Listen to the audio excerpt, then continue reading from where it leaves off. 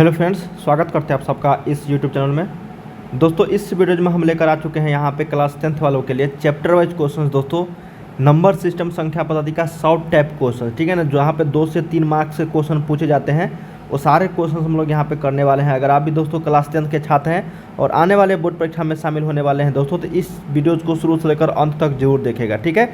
और जो भी छात्र चैनल को सब्सक्राइब नहीं किया अभी तक, चैनल को सब्सक्राइब कर लीजिए, ताकि इसी तरीके से हम लोग नए चैप्टर का आप लोग को हर सब्जेक्ट का subjective objective chapter wise question और मॉडल सेट प्रैक्टिस लेकर आएंगे, तो आपको नोटिफिकेशन दोस्तों मिलते रहेंगे, ठीक है। तो जितने भी छात्र अभी तक चैनल को सब्सक्राइब नहीं किया तो कर लीजिए, वीडियो को लाइक करके शेयर जरूर कर दीजिएगा।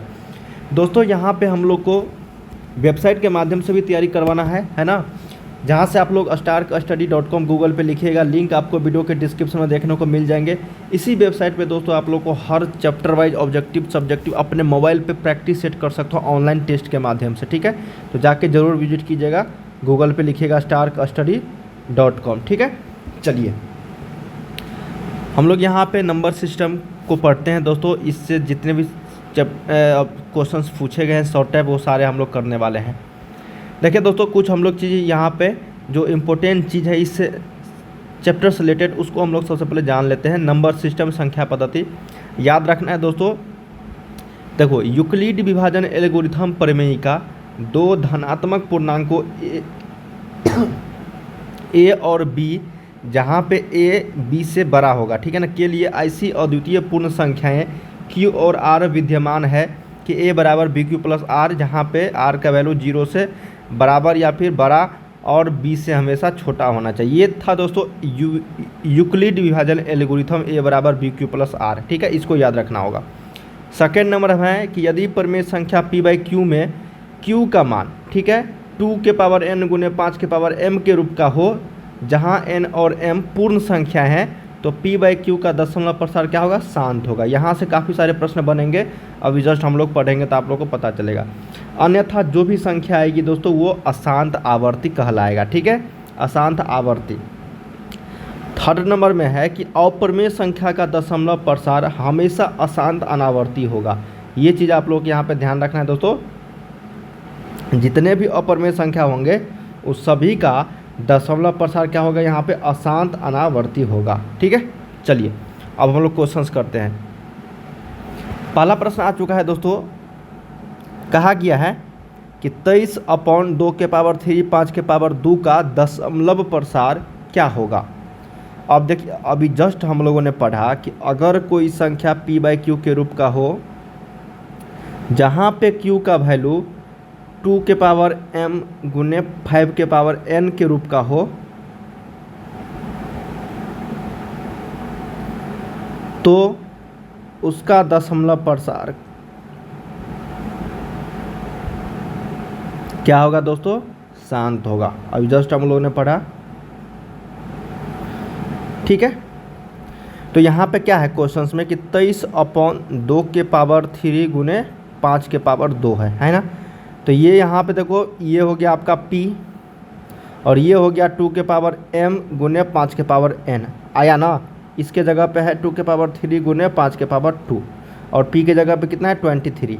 तो यहाँ पे आ गया दोस्तों। तो ये हम लोग कह सकते हैं कि 23/2 के पावर 3 5 के पावर 2 का दशमलव प्रसार क्या होगा, शांत होगा, ठीक है। ये चीज़ आप लोगों को यहाँ पे समझ में आ गया। आंसर आप लोग को इसी तरीके से बनाने हैं एग्जाम्स में। ये शर्त जो है आपको लिखना पड़ेगा 2 नंबर्स पाने के लिए। तो ये चीज़ आप लोग को यहाँ पे शर्त, ठीक है ना। चलिए, और नहीं तो दूसरा मेथड भी बता दूं क्या। देखो दूसरा मेथड कहता है दोस्तों, यहाँ पे दूसरा मेथड समझ लो, ठीक है ना। क्वेश्चन था हमारा कि 23/2 के पावर 3 गुने 5 के पावर 2, यही था ना क्वेश्चन का दशमलव प्रसार क्या होगा। दूसरा मेथड बता रहा हूँ, ठीक है ना, याद रखिएगा। देखिए इसको कैसे हल करेंगे हम लोग।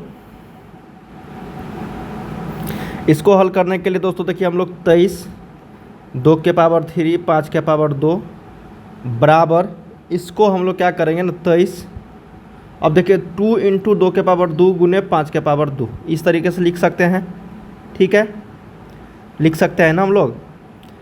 अब देखिए यहाँ पे क्या करेंगे हम लोग, 23 2 इंटू, अब कितना हो जाए, ये देखो इसको अगर करेंगे, दोनों में पावर सेम है यहाँ पे, है ना, दोनों में पावर सेम, तो ये जुट जाएगा पावर, नहीं सॉरी, यहाँ पे 5 दूनी 10 हो जाएगा, 10 के पावर 2 हो जाएगा।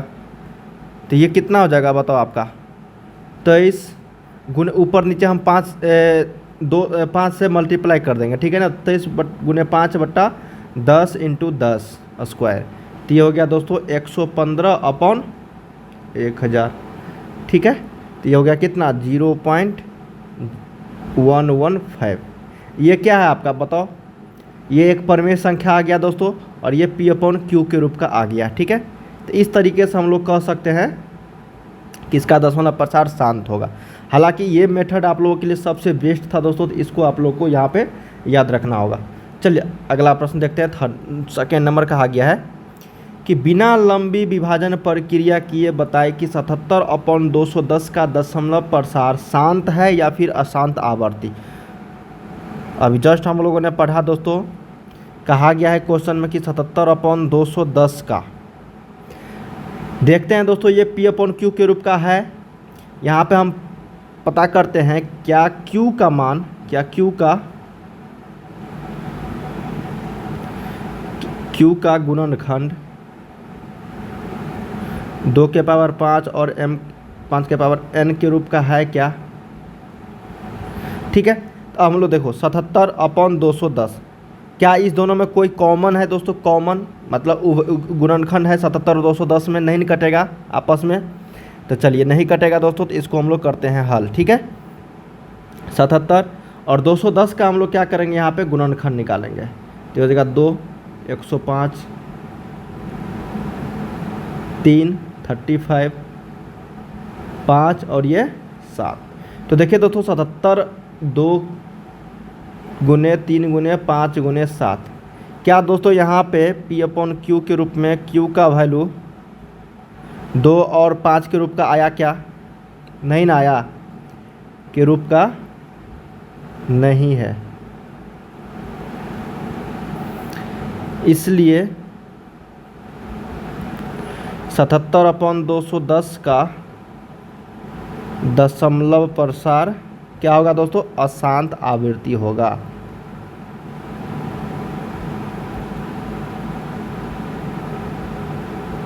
ठीक है, चलिए इसी तरीके से आपको बनाने थे ये प्रश्न। देखो ये आप लोग को यहाँ पे हल करके बताना है गुणनखंड के विधि से यहाँ पे। ठीक है, कि हम लोगों के यहाँ पे आया गुणनखंड 2 गुने 3 गुने 5 गुने 7, समझ में आया ना। तो ये अशांत आवर्ती होगा। चलिए थर्ड नंबर क्वेश्चन देखते हैं। कहा गया है दोस्तों कि 0.375 को P/Q के रूप में लिखना है, जहाँ P और Q में कोई उभयनिष्ठ गुणनखंड नहीं होनी चाहिए। ठीक है, तो चलिए हम लोग निकाल लेते हैं इसको। 0.375 को हम लोग क्या करेंगे, P/Q के रूप में लिखेंगे, तो ये हो जाएगा आपका 0.375, दशमलव को उड़ा दोस्तों, यहाँ पे कितना 1 3 0 आ जाएगा। अब 375 आ गया दोस्तों, और ये 10 के पावर क्यूब हो गया 10 के पावर क्यूब। ठीक है, 10 के पावर क्यूब हो गया। आप यहाँ पे इसको कटा भी सकते हो आपस में 375 को, है ना। तो अब हम लोग क्या करेंगे ना, इसको देखो गुणनखंड कर देंगे, तो इसको गुणनखंड करोगे तो 3 गुने 5 के पावर 3 आएगा, और इसको तो आप लोग जानते होंगे 10 के पावर क्यूब को 2 के पावर 3 गुने 5 के पावर 3। अब जस्ट हम लोग बताते हैं क्यों किया मैंने। तो देखो 5 के पावर 3 से 5 के पावर 3 गया, तो 3/2 के पावर 3, ये हो गया 3 8, यही आंसर हो जाएगा 3/8। या आप एक और तरीका यहाँ पे दोस्तों, दूसरा मेथड कटाने का, सिंपल कटा दो यहाँ पे 375/1000 को यहाँ पे भाग दे दो। ठीक है ना, तो ये हो जाएगा 3 125 या 375 और 125 8 200, है ना, ये 3/8 इज़ द राइट आंसर। ठीक है, अगर इस तरीके से बनाओगे ना तो आपको 2 से 3 मार्क्स आसानी से मिल जाएंगे जब भी पूछे जाएंगे तो। यह आप इस तरीके से बनाओगे तो इसमें भी मिलेंगे मार्क्स, लेकिन थोड़ा सा लगेगा ना कि बस 2 नंबर का क्वेश्चन है, थोड़ा सा डिटेल्स में बनाना चाहिए था आपको। आपने क्या क्या सिंपल यहाँ पे भाग दे के आंसर ला दिया, ठीक है। तो इसमें थोड़ा सा 0.5 या फिर कुछ नंबर्स कट जाते हैं, लेकिन आंसर आ जाता है, ठीक है ना। चलिए नेक्स्ट हम लोग 4th नंबर देखते हैं। किसी भी तरह का दिक्कत आती है तो कमेंट जरूर करके बताना। नेक्स्ट है हमारा दोस्तों 4 नंबर। कहा गया है कि अभाज्य गुणनखंडों के गुणनफल के रूप में व्यक्त करें। समझ में आया क्या क्वेश्चन है? कहा गया दोस्तों कि अभाज्य गुणनखंडों के गुणनफल के रूप में व्यक्त करें।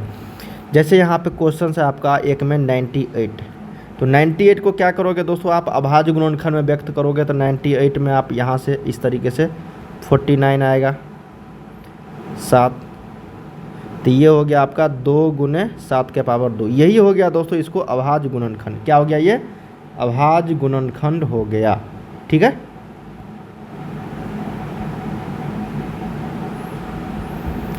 अब दूसरा देखो यहाँ पे क्या कहा गया है दोस्तों, 140।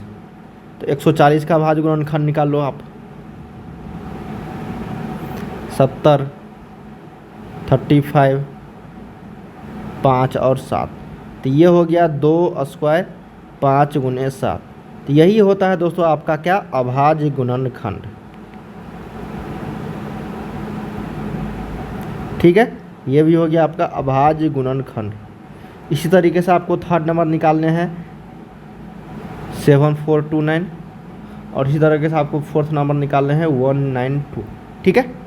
निकाल लोगे ना आसानी से आप लोग। 7429 का मैं बता देता हूँ, यहाँ पे एक ही मरतबा लगेगा 17 गुने 19 गुने 23, सारे अभाज्य संख्या। देखो 17 भी अभाज्य संख्या, 19 भी अभाज्य संख्या, 23 भी अभाज्य संख्या। 192 का आप लोग कमेंट्स करके बताओ, 2 के पावर 6 गुने 3, यही आएगा दोस्तों आंसर, ठीक है। इस तरीके से आपको भाग देख के बनाने हैं अभाज्य गुणनखंड में।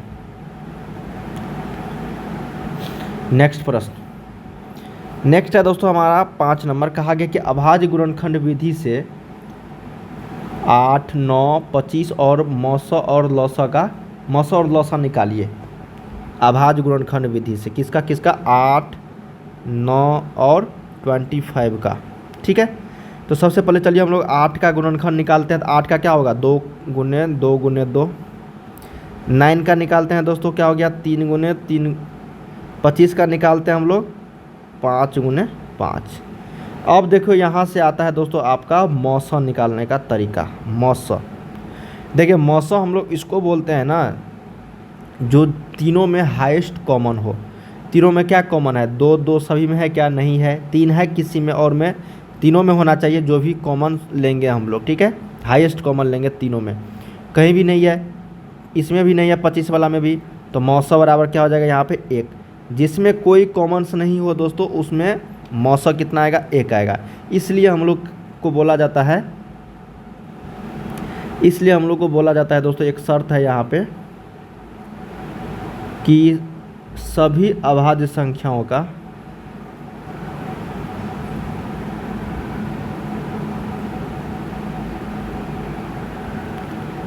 मौसा हमेशा कितना आता है, 1 होता है, ठीक है। तो ये चीज़ आप लोग के यहाँ पे ध्यान रखना पड़ेगा। और लौसा निकालना है, तो लौसा देखो लोएस्ट कॉमन फैक्टर, तीनों में कॉमन होना चाहिए लोएस्ट कॉमन फैक्टर, ठीक है।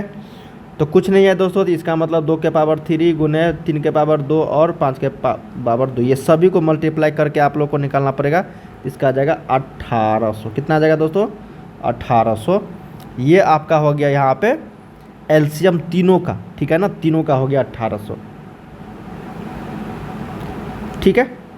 चलिए अगला प्रश्न देखते हैं हम लोग 6 नंबर। कहा गया है 6 नंबर कि 2 पात्रों में 504 लीटर और 735 लीटर दूध है। पात्र की महत्तम धारिता क्या होगी जो दोनों पात्रों के दूध को पूर्ण रूप से मापा जा सके। हल करते हैं दोस्तों। इस तरह के प्रश्न जब भी पूछे जाएंगे तो आपको सिंपल तरीके से इसका क्या करना है, मौसा निकाल देना है दोस्तों, महत्तम समवर्तक 504 का, ठीक है, 504 और 735 का। तो मौसा निकालेंगे दोस्तों हम लोग इसका। तो ये हो जाएगा 504 का यहाँ पे कितना हो जाएगा, 504 का इसका अभाज्य गुणनखंड ये हो जाएगा 2 के पावर 3 गुने 3 के पावर 2 गुने 7। ठीक है, 504 में क्या करो आप लोग, गुणनखंड दो यहाँ से, तो ये हो गया 2 इस तरीके से। ठीक है, आप लोगों को यहाँ से सभी में करना पड़ेगा। ठीक है, अब यहाँ पे हम लोग को 735 का भी निकालना है, तो 735 का कितना हो जाएगा, 3 गुने 5 गुने 7 के पावर 2। अब हम लोग को यहाँ पे मौसा निकाल लेंगे, हाईएस्ट कॉमन फैक्टर जो सभी में होनी चाहिए। देखिए 7 है यहाँ पे, यहाँ भी 7 है, लेकिन हाईएस्ट कॉमन क्या है दोस्तों, एक ही है ना, यहाँ पे दोनों में कॉमन होनी चाहिए।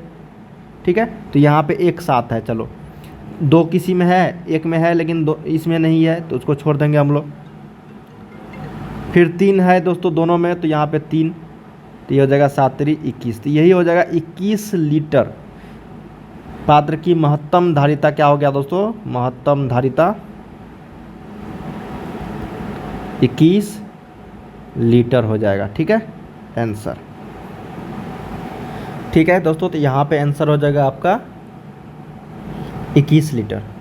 अगला है दोस्तों 7 नंबर, कहा गया है कि 26 और 91 का HCF और LCM ज्ञात करें और जांचें कि HCF गुने LCM बराबर संख्याओं का गुणनफल हो रहा है क्या। तो हम लोग क्या करेंगे, पहले 26 और 91 का LCM और HCF निकालेंगे, तो 26 का यहाँ पे 2 गुने 13 हो जाएगा और इसका 7 गुने 13 हो जाएगा। ठीक है, तो मौसा निकालते हैं पहले, तो मौसा बराबर कितना हो जाएगा आपका, यहाँ पे दोनों में क्या कॉमन है 13, तो यहाँ पे मौसा 13 हो जाएगा। और LCM क्या हो जाएगा, लौसा दोनों में कॉमन है 13 और ये 7 गुने 2। ठीक है, तो यहाँ पे कितना हो जाएगा आपका,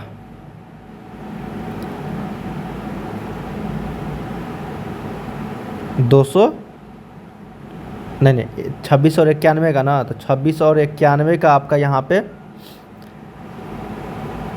LCM हो जाएगा दोस्तों आपका 182। ठीक है, तो ये आपका हो गया। अब हम लोग क्या करेंगे ना, कहा गया है कि HCF गुने LCM बराबर संख्याओं का गुणनफल, संख्या जो 26 गुने 91 के बराबर आ रहा है क्या, देखो तो HCF आया है 13 गुने LCM आया है 182, तो 26 गुने 91 अगर आएगा दोस्तों तो यही आपका आंसर हो जाएगा। ठीक है, तो 13 गुने 182 मल्टीप्लाई 3 दूनी 6, यहाँ पे ये हो जाएगा आपका 2366 और ये 26 गुने 91 6 9 दूनी 18 5, हाँ ये भी आ जाएगा आपका 2366। ठीक है, इसका मतलब दोस्तों यहाँ पे लौसा गुने मौसा बराबर संख्याओं का गुणनफल आ रहा है। ठीक है, तो इसलिए हम लोग लिख देंगे यहाँ पे दोस्तों प्रूफ, क्या होगा, प्रूव्ड। ठीक है, अगला प्रश्न देखते हैं, कहा गया है 8 नंबर कि यूक्लिड विभाजन एल्गोरिथम का प्रयोग करके 306 और 657 का मौसा निकाले। तो 306 और यहाँ पे 657 का मौसा निकालना है दोस्तों आप लोगों को यूक्लिड विभाजन एल्गोरिथम से।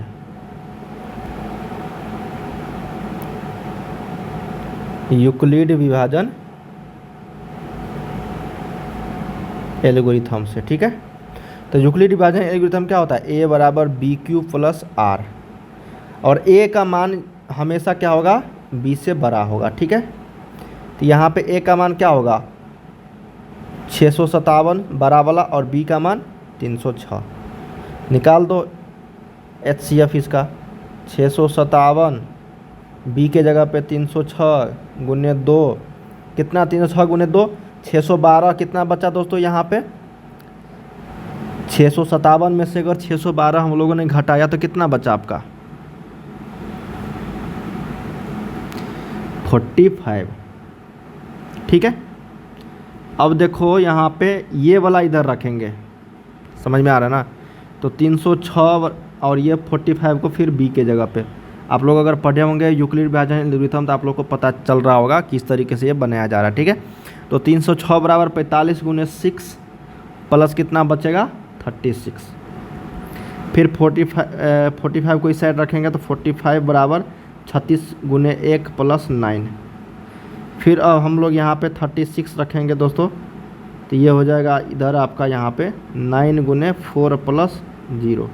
तो यहाँ पे देखिए दोस्तों a बराबर बी क्यू प्लस आर में 36 बराबर 9 गुने 4 प्लस 0 आया। ठीक है, तो यहाँ पे b का जो वैल्यू होगा ना, b का क्या होगा दोस्तों, यहाँ पे b का जो वैल्यू होगा वही मौसक कहलाएगा। तो b यहाँ पे क्या है बताओ, r का मान 0 जब तक नहीं आ जाए तब तक ये करना हमको लोगों को पड़ेगा। ठीक है, तो b का मान यहाँ पे कितना है, 9 है, तो यही आपका क्या होगा, HCF कहलाएगा।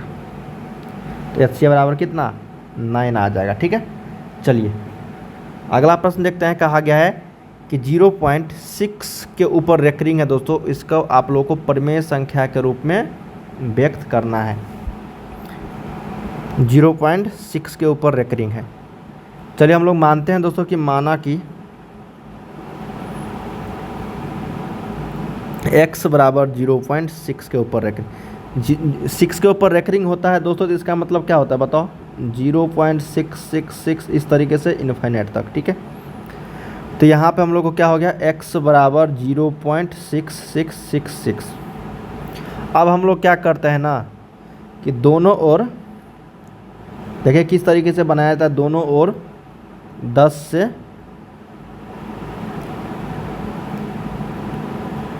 गुना करने पर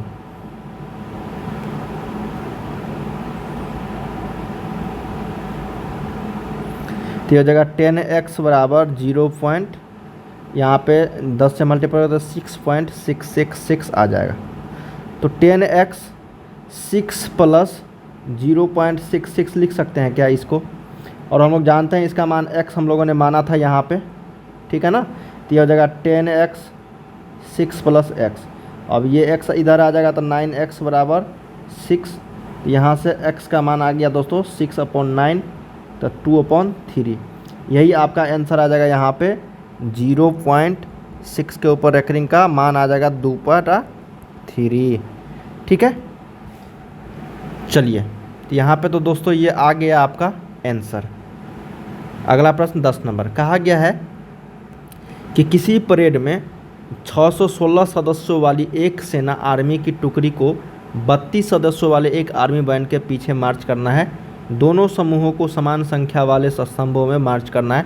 उन स्तंभों की अधिकतम संख्या क्या होगी जिसमें वे मार्च कर सकते हैं। देखिए इस तरह के प्रश्न जब भी पूछे जाएंगे ना तो आपको डरना नहीं है, आप आसानी से क्या करो, इसका मौसम निकालो, वही आंसर हो जाएगा दोस्तों मौसम। ठीक है, तो 616 और किसका 32 का निकाल लो। तो चलिए हम लोग 616 का निकालते हैं गुणनखंड दोस्तों, तो ये हो जाएगा आपका कितना 32 गुने 19, मैं डायरेक्ट लिख दिया हूँ, और 32 का निकालोगे आप लोग तो ये हो जाएगा आपका